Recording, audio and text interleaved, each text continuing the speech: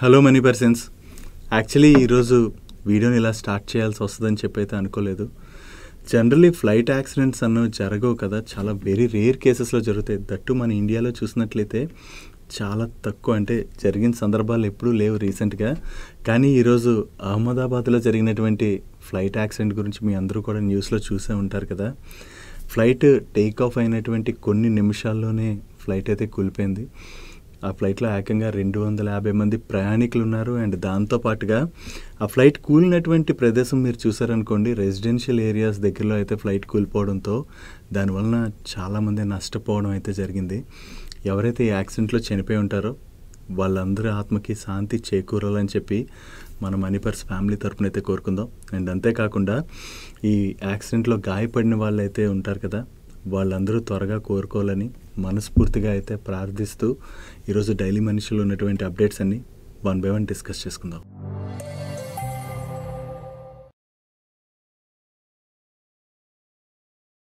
ముందుగా market update చూసినట్లయితే ఈ రోజు సెషన్లో సెన్సెక్స్ 823 పాయింట్స్ కరెక్ట్ అయ్యి 81,691 పాయింట్స్కి క్లోజ్ అయినట్లయితే నిఫ్టీ 253 పాయింట్స్ కరెక్ట్ అయ్యి 24,888 పాయింట్స్కి క్లోజ్ అయింది. అండ్ ఈ రోజు సెషన్లో మిడ్ క్యాప్ ఇండెక్స్ 1.5% కరెక్ట్ అయినట్లయితే స్మాల్ క్యాప్ ఇండెక్స్ 1.3% కరెక్ట్ అయింది. అండ్ బ్యాంక్ నిఫ్టీ 0.67% కరెక్ట్ అయింది. ఈ రోజు మార్నింగ్ స్లైట్ గా నెగిటివ్ లో ఓపెన్ అయినటువంటి మన ఇండియన్ మార్కెట్ లోని సెకండ్ హాఫ్ తర్వాత ఒక్కసారి చాలా ప్రెషర్ కనపడింది కదా.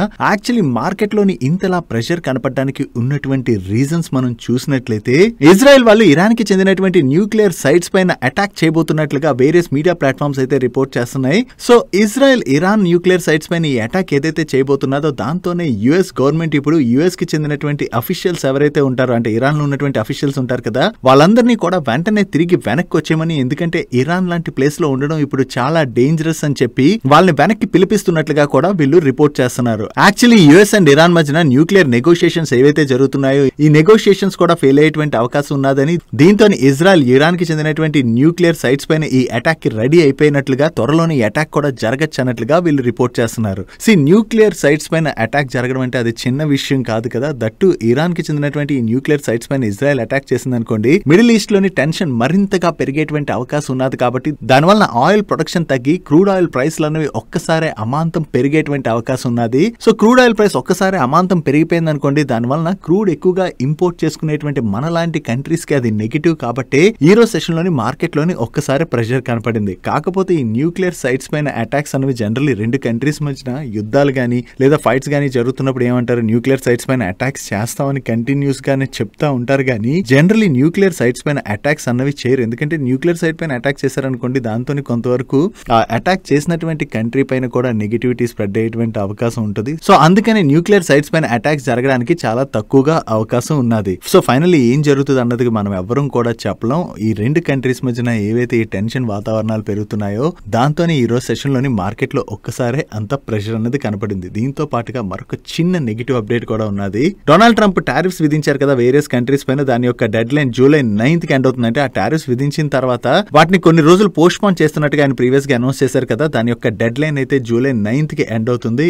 దీనిలో భాగంగా ఇప్పుడు డొనాల్డ్ ట్రంప్ వేరియస్ కంట్రీస్ పైన ఎంత టారిఫ్స్ విధిస్తామని చెప్పి నెక్స్ట్ 1 or 2 weeks లోనే ఒక లెటర్ అయితే రిలీజ్ చేసేటువంటి అవకాశం ఉన్నట్లుగా మీడియా ప్లాట్ఫామ్స్ అయితే రిపోర్ట్ చేస్తున్నాయి. సో ఏ కంట్రీస్ పైన ఎటువంటి టారిఫ్స్ విధిస్తారు అన్నది లెటర్స్ అయితే పంపిస్తామని, అండ్ ఆ కంపెనీస్ యాక్సెప్ట్ చేయడం రిజెక్ట్ చేయడం వాళ్ళ మీద ఆధారపడి ఉన్నది అని చెప్పి డొనాల్డ్ ట్రంప్ అయితే స్టేట్మెంట్స్ ఇస్తున్నారు.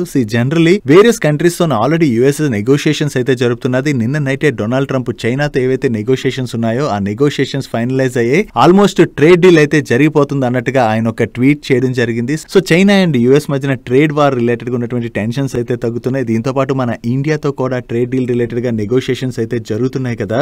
దీని రిలేటెడ్ గా పీయూష్ గోయల్ గారు కూడా మాట్లాడుతూ అతి త్వరలోనే యుఎస్ తోని మన ట్రేడ్ డీల్ జరుగుతుందని చెప్పి ఆయన కూడా స్టేట్మెంట్ ఇవ్వడం జరిగింది. ఈవెన్ యుఎస్ దగ్గర నుంచి కూడా ఇటువంటి స్టేట్మెంట్స్ వస్తున్నాయి. సో దీన్ని బట్టి చూసినట్లయితే యుఎస్ తోని ట్రేడ్ డీల్స్ చైనాతో కావచ్చు మనతో కావచ్చు జరిగేటువంటి అవకాశాలు ఉన్నాయి. కాబట్టి మన పైన ఈ టారిఫ్స్ విధించకపోవచ్చు. రిమైనింగ్ ఏ కంట్రీస్ అయితే యుఎస్ తో నెగోషియేషన్స్ చేయలేదు లేదా నెగోషియేషన్ చేయడానికి ముందుకు రాకుండా ఉండడం ఇలాంటి సందర్భాలు ఉంటాయి కదా, అటువంటి కంట్రీస్ పైన అయితే ఈయన టారిఫ్స్ విధించేటువంటి అవకాశం అయితే ఉన్నది.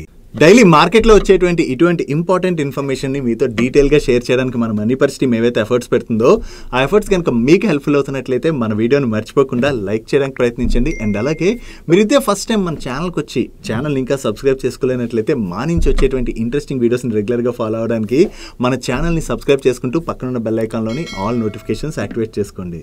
నెక్స్ట్ మన పవర్ మినిస్టర్ దగ్గర నుంచి చాలా ఇంపార్టెంట్ స్టేట్మెంట్స్ వచ్చాయి. మన ఇండియా, సౌదీ అరేబియా అండ్ యూఏఈకి under sea power transmission lines ని సెటప్ చేసేందుకు గాను 90,000 crores స్పెండ్ చేయబోతున్నట్టుగా ఆయన అయితే కామెంట్ చేయడం జరిగింది. దీనిలోని సౌదీ అరేబియా ప్రాజెక్ట్ కోసం అని చెప్పి 47,000 కోట్లు స్పెండ్ చేయబోతున్నట్లయితే యూఏఈ ప్రాజెక్ట్ కోసం అని చెప్పి 43,000 కోట్లు ఇండియా అయితే స్పెండ్ చేయబోతుంది. ఈ ట్రాన్స్మిషన్ ప్రాజెక్ట్స్ ద్వారా మన కంట్రీ నుంచి ఎలక్ట్రిసిటీ ఎక్స్పోర్ట్స్ ని బూస్ట్ చేయడానికి అని చెప్పి చూస్తున్నట్లుగా ఓవరాల్ గా 2 GW ఈచ్ ఎలక్ట్రిసిటీ కెపాసిటీని అయితే ఎక్స్పోర్ట్ చేయాలని చెప్పి చూస్తున్నాం అని చెప్పి ఆయన దగ్గర నుంచి స్టేట్మెంట్స్ వచ్చాయి. గవర్నమెంట్ ఇప్పుడు 90,000 crores స్పెండ్ చేసి ఈ 2 పవర్ ట్రాన్స్మిషన్ లైన్స్ ప్రాజెక్ట్స్ ని కనుక సెటప్ చేసినట్లయితే దాని వల్ల మన ఇండియాకి చెందినటువంటి వేరియస్ కంపెనీస్ అయితే బెనిఫిట్ పొందబోతున్నాయి. దీనిలో మనం ముందుగా మాట్లాడుకోవాలంటే సెంట్రల్ ట్రాన్స్మిషన్ యూటిలిటీ కంపెనీ అయినటువంటి పవర్ గ్రిడ్ వాళ్ళకి ఇది పాజిటివ్ కానుంది. దాంతో పాటుగా ఈ ప్రాజెక్ట్స్ ఎగ్జిక్యూషన్ రిలేటెడ్ గా అది వర్క్ చేసేటువంటి ఎల్ఎన్టీ వాళ్ళకి కూడా మంచి కాంట్రాక్ట్స్ రావచ్చు. అండ్ వీటితో పాటుగా power transmission towers, lines and cables related గా వర్క్ చేసేటువంటి ఈపీసీ ప్లేయర్ అయిన కేసీ ఇంటర్నేషనల్ లాంటి కంపెనీకి కూడా ఆర్డర్స్ వచ్చేటువంటి అవకాశం ఉన్నది. అండ్ అంతేకాకుండా కేబుల్స్ మ్యానుఫ్యాక్చర్ చేసేటువంటి కేఈఐ ఇండస్ట్రీ లాంటి కంపెనీకి బెనిఫిట్ రావచ్చు. వీటితో పాటు బిహెచ్ఎల్, అప్పర్ ఇండస్ట్రీస్ తో పాటు మరిన్ని కంపెనీస్ అయితే బెనిఫిట్ పొందేటువంటి అవకాశం అయితే ఉన్నది. నెక్స్ట్ నిన్న యూపీఐ ట్రాన్సాక్షన్స్ పైన ఎండిఆర్ అంటే మర్చెంట్ డిస్కౌంట్ రేట్ ని ఇంప్లిమెంట్ చేయడానికి అని చెప్పి గవర్నమెంట్ చూస్తున్నట్లుగా న్యూస్ అయితే సర్క్యులేట్ అయింది కదా.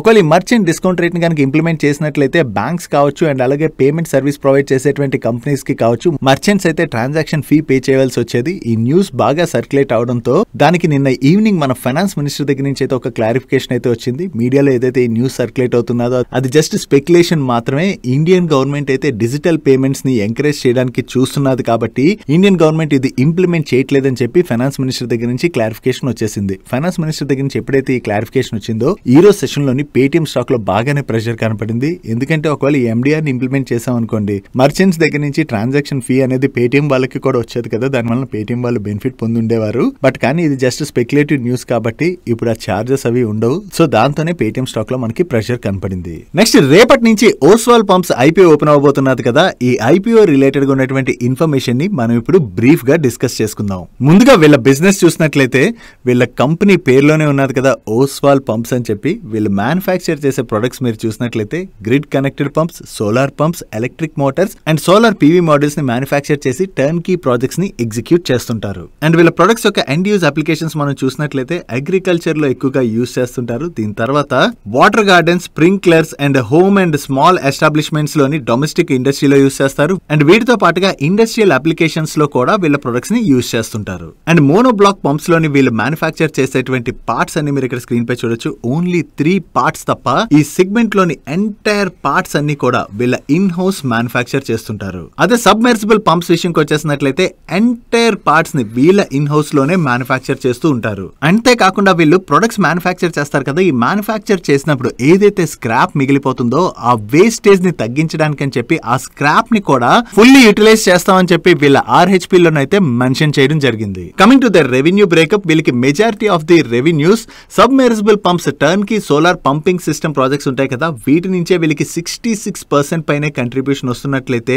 ఈ టర్న్ కి solar pumping system mono block pumps నుంచి 11.92% కంట్రిబ్యూషన్ వస్తుంది. అండ్ రిమైనింగ్ వీళ్ళది ఏ టైప్ ఆఫ్ పంప్స్ నుంచి ఎంత రెవెన్యూ కంట్రిబ్యూషన్ వస్తుంది అన్నది మీరు ఇక్కడ స్క్రీన్ పై చూడొచ్చు. వీళ్ళ ఎండ్ యూజ్ అప్లికేషన్స్ గురించి మనం ఇందాక మాట్లాడుకున్నాం కదా, దాని ప్రకారం చూసినట్లయితే క్లియర్ గా మీకు ఇక్కడ కనబడుతుంది కదా, వీళ్ళకి అగ్రికల్చర్ సెక్టర్ నుంచే 96.55% రెవెన్యూ కంట్రిబ్యూషన్ వస్తుంది. పిఎం కుసుమ్ స్కీమ్ గురించి మీ అందరూ వినే ఉంటారు కదా. ఈ పిఎం కుసుమ్ స్కీమ్ లో భాగంగా వీళ్ళకి ఎక్కువగా ఆర్డర్స్ వస్తుంటాయి. అండ్ అగ్రికల్చర్ సెక్టర్ లోని వీళ్ళ పంపింగ్ సిస్టమ్స్ ని ఎక్కువగా యూజ్ చేస్తుంటారు కాబట్టి వీళ్ళకి మెయిన్ రెవెన్యూ కంట్రిబ్యూషన్ ఈ అగ్రి సెగ్మెంట్ నుంచే వస్తుంది. దీని తర్వాత రెసిడెన్షియల్ నుంచి వీళ్ళకి 2.26% రెవెన్యూ కంట్రిబ్యూషన్ వస్తున్నట్లయితే ఇండస్ట్రియల్ సెగ్మెంట్ నుంచి 1.19% రెవెన్యూ కంట్రిబ్యూషన్ వస్తుంది. అదే స్టేట్ వైజ్ వీళ్ళకి రెవెన్యూ కంట్రిబ్యూషన్ మనం చూసాం అనుకోండి, హర్యానా అండ్ మహారాష్ట్ర నుంచి వీళ్ళకి majority of the revenue contribution వస్తుంది. దీని తర్వాత ఉత్తరప్రదేశ్ అండ్ రాజస్థాన్ లాంటి స్టేట్స్ నుంచి కూడా వీళ్ళకి డీసెంట్ రెవెన్యూస్ జనరేట్ అవుతున్నాయి. మనం ఇందాక మాట్లాడుకున్నాం కదా, వీళ్ళకి అగ్రికల్చర్ సెక్టర్ లోనే మేజర్ రెవెన్యూ కంట్రిబ్యూషన్ ఉన్నదని.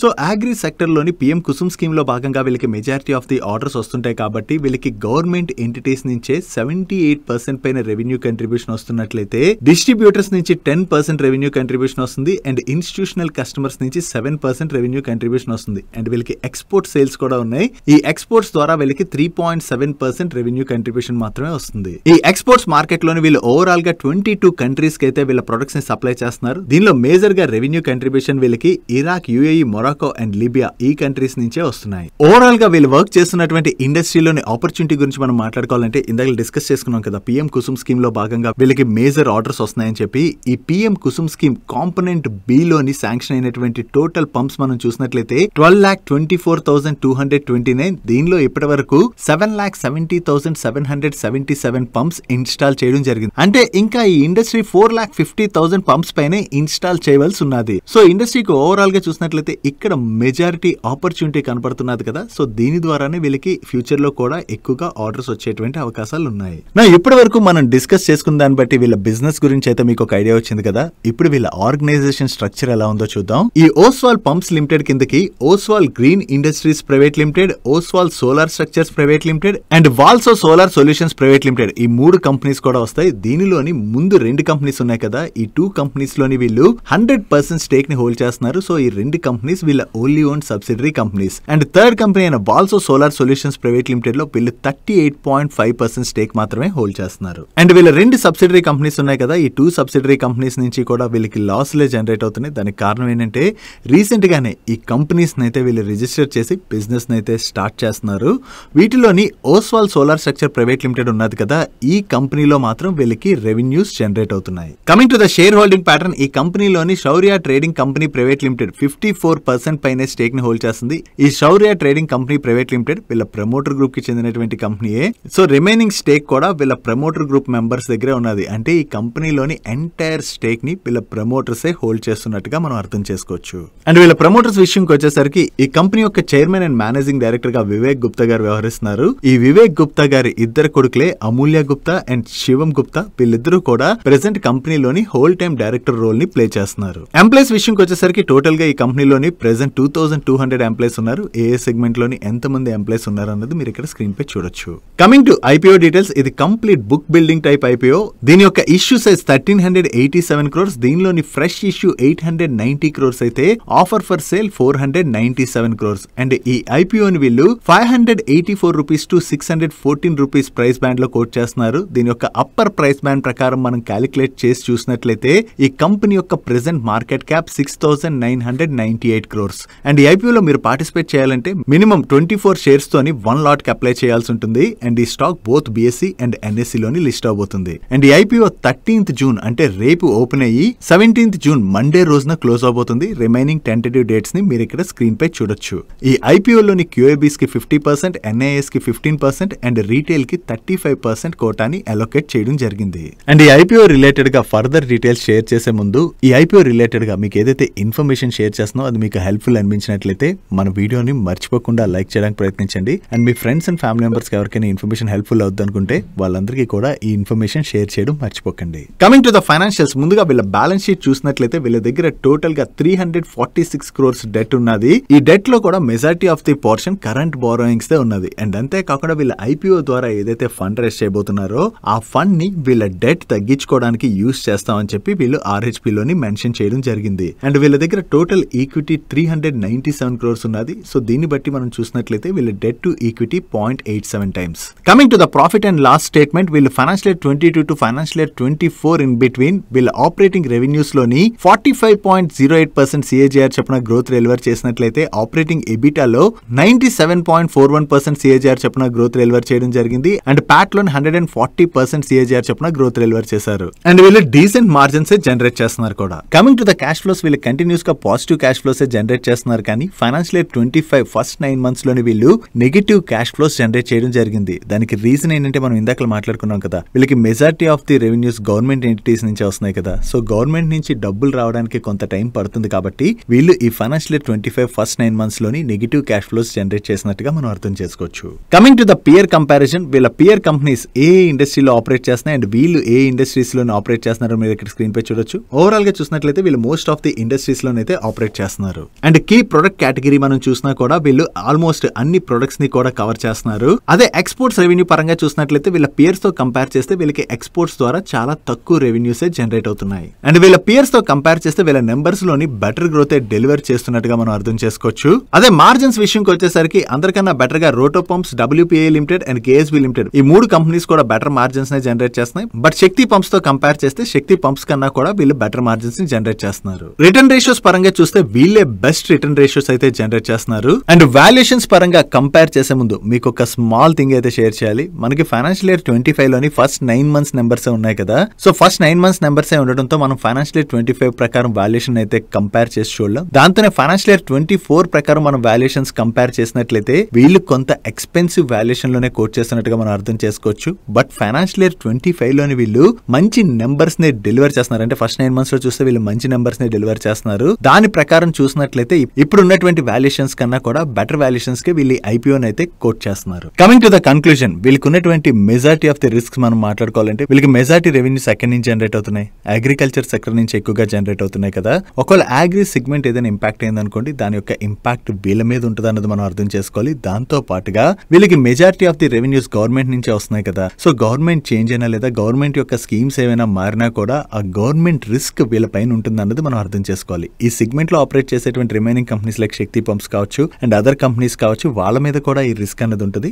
బట్ హౌఎవర్ మీకు ఈ రిస్క్ అర్థం కావాలి కాబట్టి దీన్ని అయితే షేర్ చేస్తున్నాం. అండ్ IPO విషయంకి వచ్చేసరికి కంపెనీ సైడ్ మనం చూసాం అనుకోండి, కంపెనీ సైడ్ డీసెంట్ గానే ఉన్నది, అంటే గుడ్ కంపెనీ అండ్ నెంబర్స్ అవి కూడా బాగానే కనపడుతున్నాయి. అండ్ మేము ఏదైతే ఇన్ఫర్మేషన్ షేర్ చేసామో ఈ ఇన్ఫర్మేషన్ ని మీ ఎడ్యుకేషన్ పర్పస్ కోసం యూజ్ చేసుకుని ఫర్దర్ గా కంపెనీ రిలేటెడ్ గా వర్క్ చేసి మీకు అప్పుడు బాగా అనిపించినట్లయితే మీ ఇన్వెస్ట్మెంట్ డిసిషన్ తీసుకోవచ్చు. ఒకవేళ మీ అంతటా మీరు రీసెర్చ్ చేయలేని పక్షంలో మీ ఫైనాన్షియల్ అడ్వైజర్ సలహా తీసుకోవడం అన్నది బెటర్. నెక్స్ట్ IEX రిలేటెడ్ గా మనం డీటెయిల్ గా డిస్కస్ చేసుకున్నాం కదా. అంటే IEX మార్కెట్ కప్లింగ్ రిలేటెడ్ గా అది డీటెయిల్ గా మాట్లాడుకున్నాం కదా. దానిలోని మనం ఈవెన్ MCX కి ఎలక్ట్రిసిటీ ఫ్యూచర్ మార్కెట్ రిలేటెడ్ గా వచ్చినటువంటి అప్రూవల్స్ గురించి కూడా మాట్లాడుకున్నాం. ఈవెన్ NSE కి కూడా అప్రూవల్స్ రావచ్చు అని చెప్పి డిస్కస్ చేసుకోవడం జరిగింది కదా. నిన్న ఈవినింగ్ NSE కి అయితే సెబీ దగ్గర నుంచి ఈ ఎలక్ట్రిసిటీ ఫ్యూచర్ మార్కెట్ లోకి ఎంటర్ అయ్యేందుకు గాను సెబీ దగ్గర నుంచి అప్రూవల్ రావడం జరిగింది. దీంతో త్వరలోనే NSE వాళ్ళు మంత్లీ ఎలక్ట్రిసిటీ ఫ్యూచర్ కాంట్రాక్ట్స్ అయితే లాంచ్ చేసేటువంటి అవకాశం ఉన్నది. ఓవరాల్ గా ఈ కొత్త అప్రూవల్ ఏదైతే వచ్చిందో అది NSE వాళ్ళ రిలేటెడ్ గా మనం పాజిటివ్ గా చూడొచ్చు. నెక్స్ట్ సెబీ దగ్గర నుంచి నిన్న ఈవినింగ్ ఒక ఇంపార్టెంట్ అనౌన్స్మెంట్ వచ్చింది. మ్యూచువల్ ఫండ్ కంపెనీస్ కావచ్చు, బ్రోకర్స్ కావచ్చు, వీళ్ళెవరికైనా సరే క్లయింట్స్ UPI ద్వారా కూడా పేమెంట్స్ చేస్తుంటారు కదా. ఒక్కోసారి ఏం జరుగుతుంటది, మనం పేమెంట్స్ చేసేటువంటి బ్రోకర్ కావచ్చు ఆర్ మ్యూచువల్ ఫండ్ ఇంటర్మీడియట్స్ కావచ్చు, వీళ్ళు ఎవరైనా సరే అంటే ఫేక్ చేసేటువంటి అవకాశం ఉంది కదా. కొంతమంది స్కామర్స్ చాలా మందిని మోసం చేస్తానే ఉన్నారు ఇలాగా. సో ఈ విధంగా ఫ్యూచర్ లోని మోసపోకుండా ఉండేందుకు గాను సెబీ ఒక న్యూ మెకానిజం ని October 1st నుంచి ఇంప్లిమెంట్ చేయబోతుంది. దీనిలో ఏం జరుగుతుందంటే ఒకవేళ ఒక బ్రోకింగ్ కంపెనీ ఉన్నది, ఆ బ్రోకర్ కి క్లయింట్ UPI ద్వారా ఫండ్ ట్రాన్స్ఫర్ చేయాలనుకోండి. బ్రోకర్ యొక్క UPI హ్యాండిల్ ఎలా ఉంటుందంటే, ఫర్ ఎగ్జాంపుల్ బ్రోకర్ పేరు ABC అనుకోండి, అప్పుడు ఆ బ్రోకర్ యొక్క UPI హ్యాండిల్ abc.bkr అంటే abc.broker, BKR అంటే బ్రోకర్ అనమాట. @ అని వచ్చిన తర్వాత వ్యాలిడ్ అని కంపల్సరీ ఉంటుంది. ఆ వ్యాలిడ్ తర్వాత బ్యాంక్ పేరు కావచ్చు, ఇటువంటివన్నీ కూడా ఉంటాయి అనమాట. సో దీని ద్వారా మనం ఎవరైతే బ్రోకర్ కి డబ్బులు ట్రాన్స్ఫర్ చేస్తున్నామో అది సెబీ రిజిస్టర్డ్ ఎంటిటీ అని చెప్పి మనం గుర్తించవచ్చు. దాని ద్వారా మనకు ఒక ఐడియా వస్తుంది కదా. సో అది చెక్ చేసుకుని మనం UPI పేమెంట్స్ చేయొచ్చు. కాబట్టి ఈ విధంగా UPI ఫ్రాడ్స్ జరగకుండా అరికట్టేందుకు గాను సెబీ ఈ విధమైన స్టెప్స్ తీసుకుంటుంది. ఈవెన్ బ్రోకర్స్ అనే కాదు, మ్యూచువల్ ఫండ్ ఇంటర్మీడియట్స్ వీళ్ళందరికీ కూడా ఇటువంటివే వర్తించబోతున్నాయి. వీటితో పాటుగా ఇంకా దీనిలోని ఒక ట్రయాంగిల్ వచ్చి థమ్స్ అప్ సింబల్ కూడా ఉంటుంది. దాన్ని బట్టి మనకి వ్యాలిడ్ సెబీ ఇంటర్మీడియట్ అని చెప్పి గుర్తింపు వస్తుంది. కాబట్టి అది చూసుకుని మనం డబ్బులు పంపించాం అనుకోండి, ఇలాంటి స్కామ్స్ కి గురి కాకుండా ఉంటాం. కాబట్టి ఇన్వెస్టర్స్ ని ప్రొటెక్ట్ చేసేందుకు గాను UPI రిలేటెడ్ గా సెబీ ఈ చేంజెస్ అయితే తీసుకురాబోతున్నది. అండ్ అంతేకాకుండా UPI ద్వారా capital market transactions 5 lakh limit ఏదైతే ఉన్నదో అదైతే కంటిన్యూ చేయబోతున్నట్టుగా సెబీ అయితే క్లారిఫికేషన్ ఇవ్వడం జరిగింది. Next APL Apollo group company అయినటువంటి SG మార్ట్ వాళ్ళ రిలేటెడ్ ఒక పాజిటివ్ అప్డేట్ ఉన్నది. వీళ్ళైతే రెన్యూబుల్ సెక్టర్స్ లోకి ఎంటర్ అవుతున్నట్టుగా, దీనిలో భాగంగా సోలార్ మౌంటింగ్ స్ట్రక్చర్స్ అయితే సప్లై చేయబోతున్నాం అని చెప్పి వీళ్ళు షేర్ చేస్తున్నారు.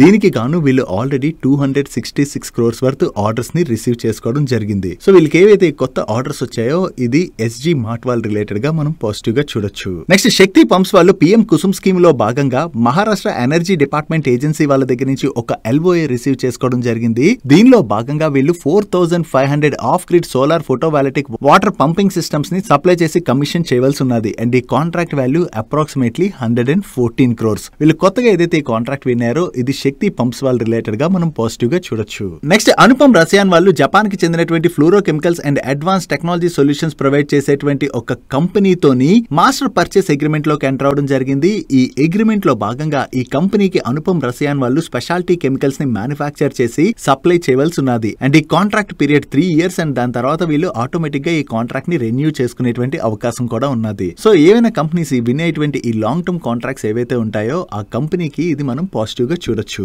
నెక్స్ట్ అశోక బిల్కాన్ వాళ్ళ రిలేటెడ్ గా ఒక అప్డేట్ ఉన్నది. ఈ అశోక బిల్కాన్ వాళ్ళకి చెందినటువంటి నాసిక్ ఆఫీస్ ప్రిన్సెస్ లోని సెర్చ్ అండ్ సీజర్ ఆపరేషన్స్ ని గూడ్స్ అండ్ సర్వీస్ డిపార్ట్మెంట్ వాళ్ళు అయితే కండక్ట్ చేస్తున్నట్లుగా, దీనివల్ల ప్రెసెంట్ అయితే వీళ్ళపైన ఎటువంటి ఇంపాక్ట్ కూడా లేదు. అండ్ ఈ సెర్చ్ ఆపరేషన్స్ అయితే కంటిన్యూ అవుతున్నాయని చెప్పి వీళ్ళు ఎక్స్చేంజెస్ కి అప్డేట్ చేయడం జరిగింది. ఈ సెర్చ్ ఆపరేషన్స్ లోని వీళ్ళు ఏమైనా తప్పు చేసినట్టుగా బయటపడింది అనుకోండి, అప్పుడు వీళ్ళపైన పెనాల్టీలు అవి విధించవచ్చు. అలా కాకుండా ఇది రెగ్యులర్ సెర్చ్ ఆపరేషన్ అయినట్లయితే దాంతో పెద్దగా భయపడాల్సినటువంటి పని లేదు. ఫైనల్ ఈ సెర్చ్ ఆపరేషన్స్ కంప్లీట్ అయినట్లయితే ఏం జరిగింది అన్నది మనకి తెలిసేటువంటి అవకాశం ఉన్నది. నెక్స్ట్ స్పందన స్ఫూర్తి ఫైనాన్షియల్ లిమిటెడ్ వాళ్ళ రిలేటెడ్ ఒక నెగిటివ్ అప్డేట్ ఉన్నది. లీడింగ్ రేటింగ్ ఏజెన్సీ అయినటువంటి ఇక్రా వాళ్ళు వీళ్ళకి చెందినటువంటి long term fund based term loan యొక్క ఫెసిలిటీస్ యొక్క రేటింగ్ ని ఇక్రా A- నెగిటివ్ కి డౌన్ గ్రేడ్ చేయడం జరిగింది. అండ్ అలాగే వీళ్ళ NCDs యొక్క రేటింగ్ ని ఇక్రా A నెగిటివ్ నుంచి ఇక్రా A- నెగిటివ్ కి డౌన్ గ్రేడ్ చేశారు. ఏదైనా కంపెనీ రిలేటెడ్ గా రేటింగ్ డౌన్ గ్రేడ్స్ ఏవైతే వస్తాయో అది ఆ కంపెనీ రిలేటెడ్ గా మనం నెగిటివ్ గా చూడొచ్చు. నెక్స్ట్ ఈ రోజు సెషన్ లో తాన్లా ప్లాట్ఫామ్ స్టాక్ లో చాలా పాజిటివ్ మూమెంట్ కనపడింది కదా. దీనికి రీజన్ ఏంటంటే ఈ తాన్లా ప్లాట్ఫామ్స్ వాళ్ళ బోర్డు ఈ June 16th రోజున మీట్ అయ్యి వీళ్ళ ఈక్విటీ షేర్స్ ఒక బైబ్యాక్ ప్రపోజల్ ని కన్సిడర్ చేయబోతున్నట్టుగా అనౌన్స్ చేశారు.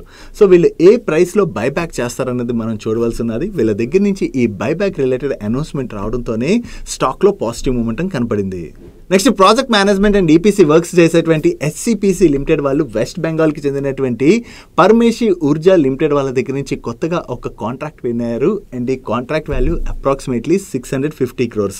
ఈ కాంట్రాక్ట్ లో భాగంగా వీళ్ళు మహారాష్ట్రలోని 4 regions లో 133 megawatt AC solar power project కి వేరియస్ ఈపీసీ వర్క్స్ అయితే చేయవలసి ఉన్నది. వీళ్ళు కొత్తగా ఏదైతే ఈ కాంట్రాక్ట్ విన్నారో ఇది SCPC లిమిటెడ్ వాళ్ళ రిలేటెడ్ గా మనం పాజిటివ్ గా చూడొచ్చు.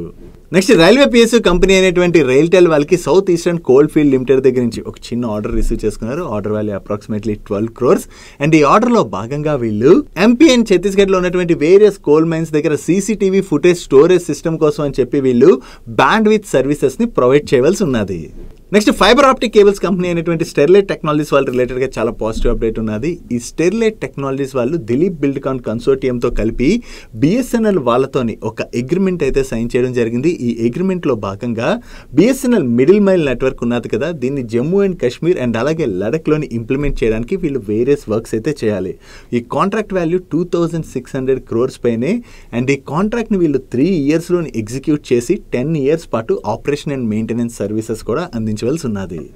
Next wind energy solutions provide చేసేటువంటి ఐనాక్స్ విండ్ ఎనర్జీ లిమిటెడ్ ని ఐనాక్స్ విండ్ లిమిటెడ్ లోని మర్జ్ చేయబోతున్నట్టుగా వీళ్ళు ప్రీవియస్ గానే అనౌన్స్ చేశారు కదా. అంటే వీళ్ళ స్ట్రక్చర్ ఏదైతే ఉందో దాన్ని సింప్లిఫై చేయడం కోసం అని చెప్పి ఈ విండ్ ఎనర్జీ లిమిటెడ్ ని తీసుకొచ్చి ఐనాక్స్ విండ్ లిమిటెడ్ లో వీళ్ళు మర్జ్ చేస్తున్నారు. నో ఈ మర్జర్ కోసం అని చెప్పి వీళ్ళకి ఇప్పుడు NCLT దగ్గర నుంచి అయితే అప్రూవల్ వచ్చేసింది. NCLT దగ్గర నుంచి అప్రూవల్ రావడంతో ఈ మర్జర్ యొక్క రికార్డ్ డేట్ ని వీళ్ళు June 21st గా ఫిక్స్ చేయడం జరిగింది. సో ఈ మర్జర్ యొక్క రేషియో మనం చూసామనుకోండి, ఎవరి దగ్గర అయితే రికార్డ్ డేట్ నాటికి 10 INOX wind energy limited shares ఉంటాయో వాళ్ళకి ఐనాక్స్ విండ్ లిమిటెడ్ లోని 632 షేర్స్ ని వీళ్ళు అలాట్ చేయబోతున్నారు. సో రికార్డ్ డేట్ నాటికి ఎవరి దగ్గర అయితే ఐనాక్స్ విండ్ ఎనర్జీ లిమిటెడ్ లోని 10 షేర్స్ ఉంటాయో వాళ్ళకి త్వరలోనే ఐనాక్స్ విండ్ లిమిటెడ్ షేర్స్ అయితే క్రెడిట్ అవుతాయి. That's it for today's daily మనిషి. ఈ రోజు డైలీ మనిషిలో మే షేర్ చేసిన ఇన్ఫర్మేషన్ మీకు హెల్ప్ఫుల్ అయినట్లయితే ఈ వీడియోని లైక్ చేయండి. అండ్ ఈ video me friends and family members helpful అవుతుంటే ఈ వీడియోని వాళ్ళకి షేర్ చేయండి. అండ్ మీరు ఇదే ఫస్ట్ టైం మన మనీపర్ ఛానల్కి వచ్చి ఛానల్ ఇంకా సబ్స్క్రైబ్ చేసుకోలేనట్లయితే ఇక్కడున్న ఛానల్ లోగో మీద క్లిక్ చేసి ఛానల్ సబ్స్క్రైబ్ చేసుకుంటూ పక్కన బెల్ ఐకాన్లోని ఆల్ నోటిఫికేషన్స్ యాక్టివేట్ చేసుకోండి. నేను చంద్రశేఖర్ పత్రి మరొక ఇంట్రెస్టింగ్ వీడియోతో కలుద్దాం. Good night.